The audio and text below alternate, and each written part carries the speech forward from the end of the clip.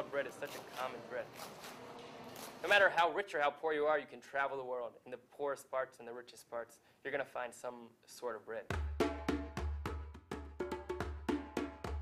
Bread has always been like a very simple food, part of the daily life, but very challenging to make, at least in a good quality. They used to say the whole time, I'm going to earn my bread. Gagner son pain, I mean earn my bread. And it's the most basic food you can have. It's got fiber, you got nutrition, you got everything to make you healthy. Bread is so satisfying because it smells good, it's crunchy, it's chewy, it has all these elements that are satisfying to the senses. Pastry's the sweetness in life, and bread is elemental. Bread is food. When quality ingredients are used and education is put into practice, it's a quality gift that is given each and every day, each and every time by the baker. And we want to say, welcome to Camp Bread 2005.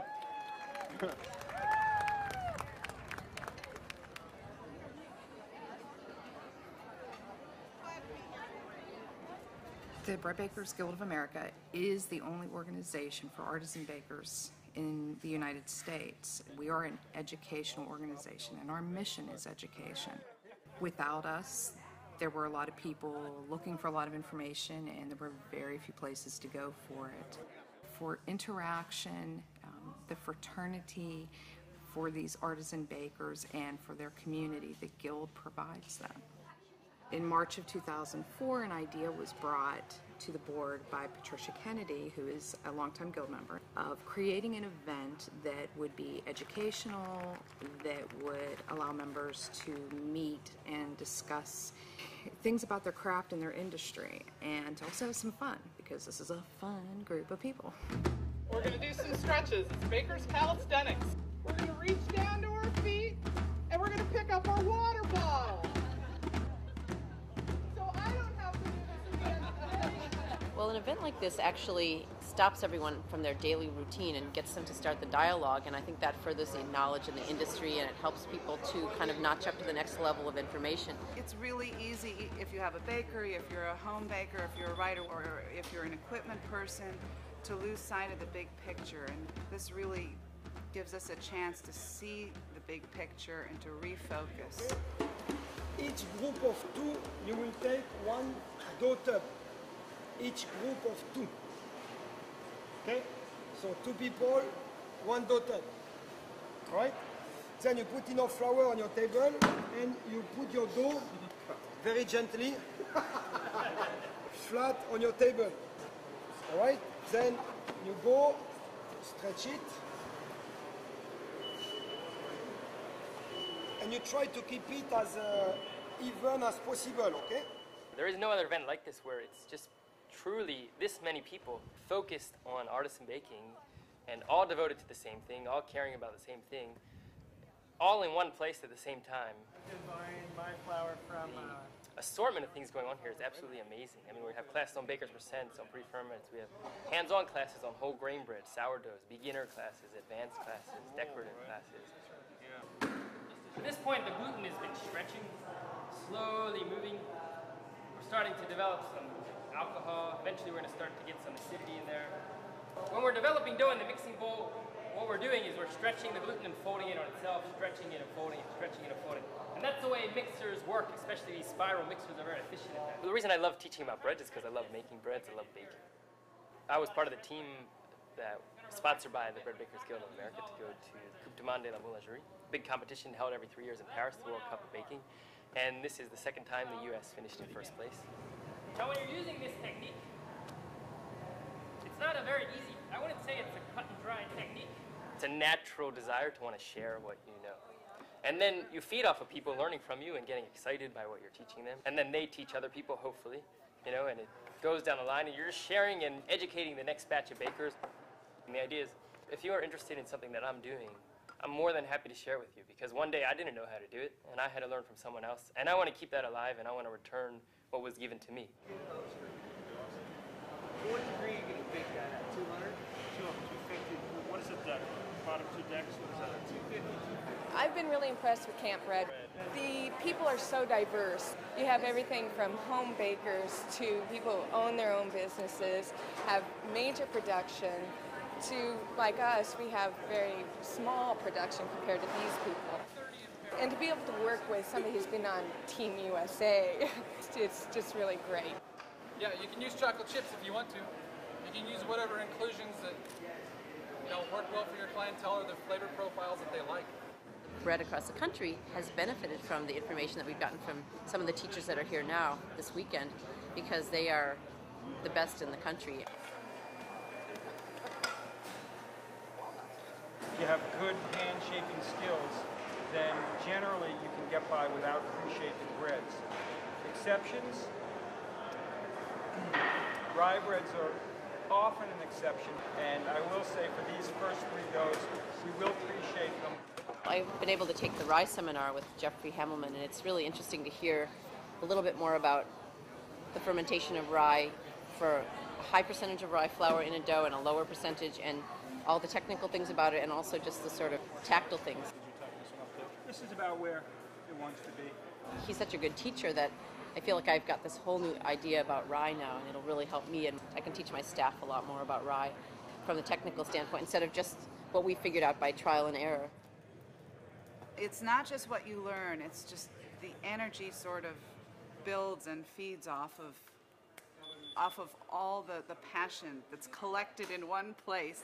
The networking and the connections that people are going to make here are going to be invaluable. You're going to be connecting with people that you'll be able to go back to your bakery, and when you try to do these things, you'll either be able to talk to the instructor or the people that were in your classes or just people you met that have similar bakeries, and figure out how to make it work in your environment, in your bakery. Those connections are invaluable. To meet people face to face is invaluable.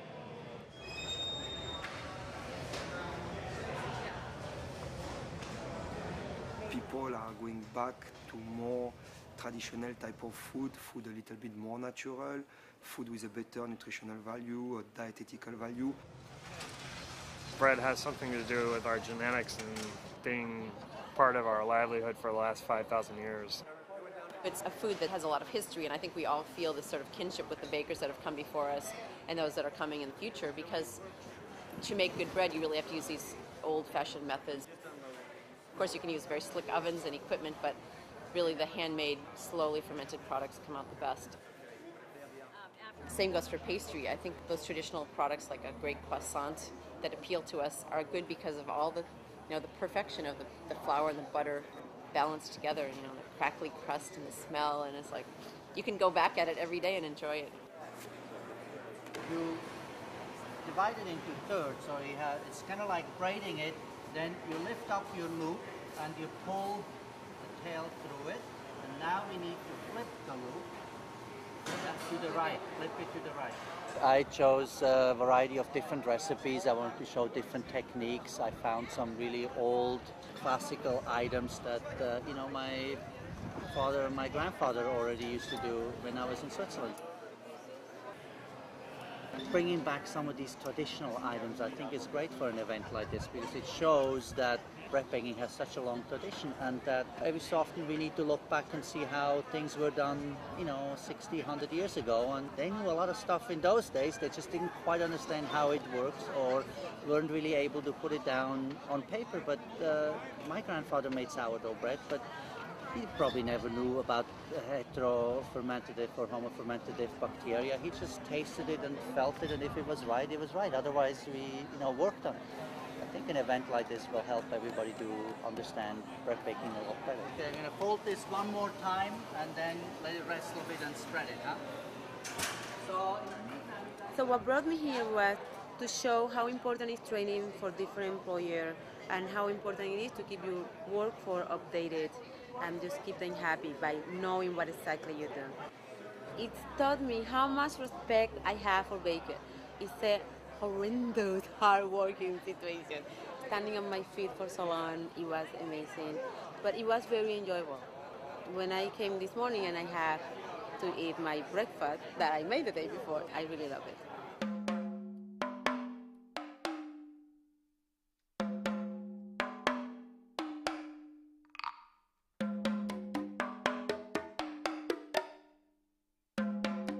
there is so much goodness in bread. And when you see people making it, it's like they are just caring for the flour. It's all the love and caring that goes into the process of making every one of these goodies.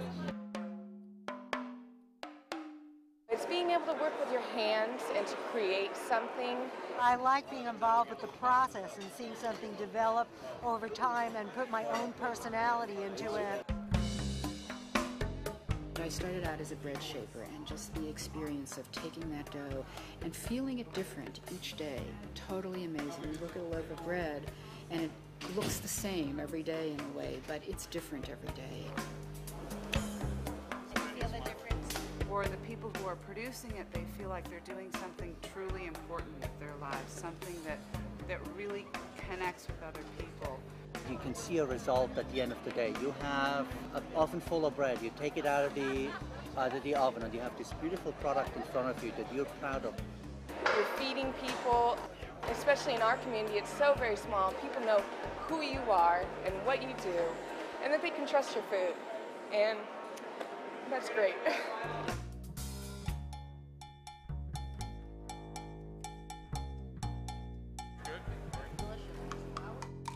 Bread's alive. It's a living thing. It captivates you. You can tell when people are into bread.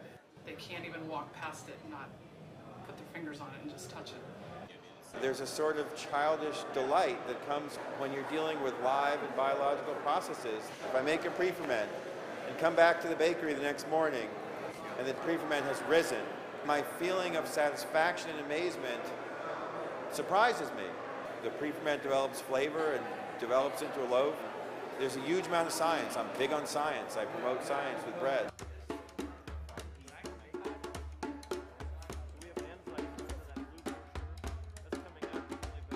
The goal was that after 3 days, people would walk away knowing a little bit more about their craft, having a greater appreciation for different aspects of the industry, that suppliers would know more about what bakers do and what bakers need, and that bakers would better understand how to interact with their suppliers.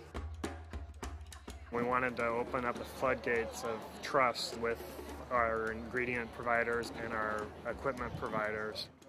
We want them to feel comfortable to be part of our community.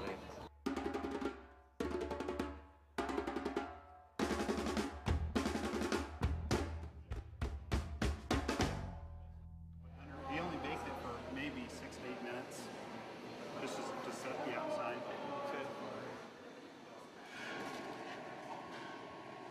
Isn't that beautiful? I wouldn't mind turning out a product like that. And then we're also... Look at all the lines. I know I didn't do that. You did this one guaranteed. You know, I think the feeling that I was doing a pretty good job, but I needed confirmation by people who are in the business. So I found out that some of the things that I thought were problems are not. I'm doing it correctly. So I'm empowered. I'm coming from St. Paul, Minnesota. And I came to Bread Camp hoping to find exactly what I think I have found, which is an amazing collection of incredibly talented and knowledgeable bakers, the like of which I have never seen before. To come here and see the camaraderie and the openness is very warming to me. Let's drink a toast to the hardiness and flexibility of bakers.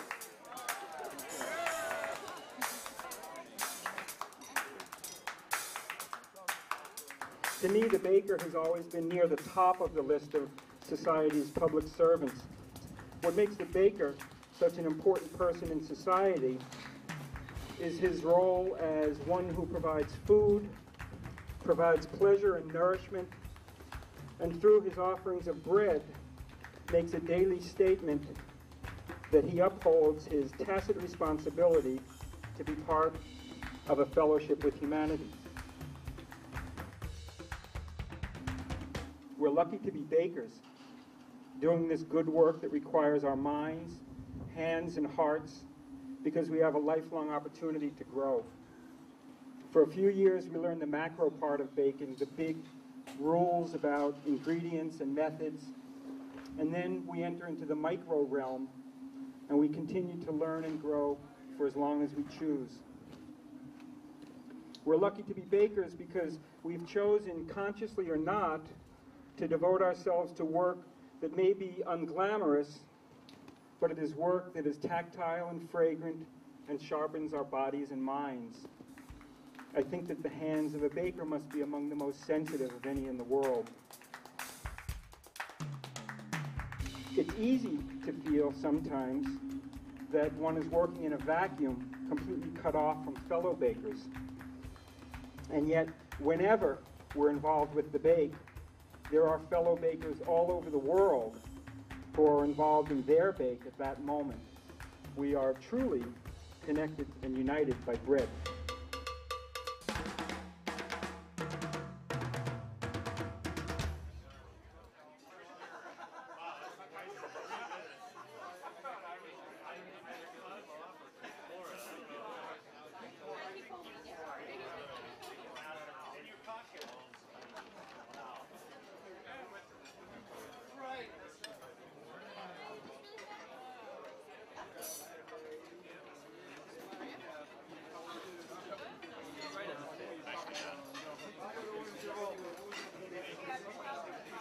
Be a baker.